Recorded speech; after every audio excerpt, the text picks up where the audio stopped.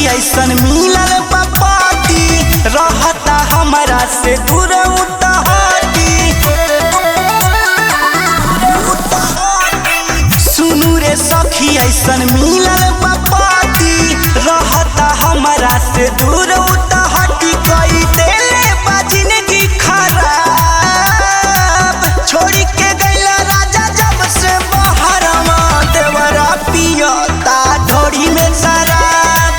छोड़ी के गइला पिया जब से बहरवा देवरा पियता ढोरी में शराब। देवरा पियता ढोरी में शराब।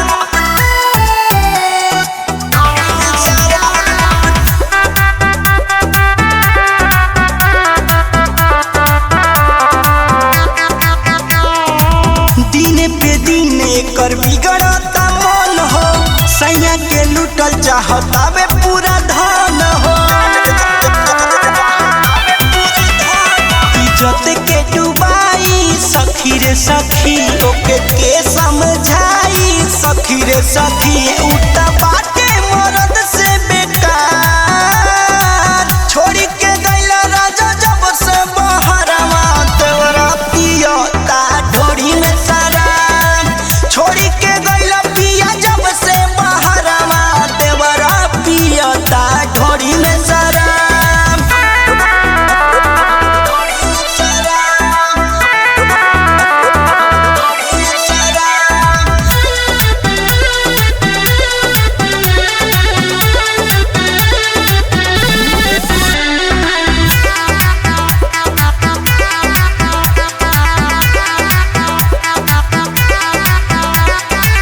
गइल बाबी गड़ी यार पी चंदन हो सारा मजा लेता राइटर रोशन हो।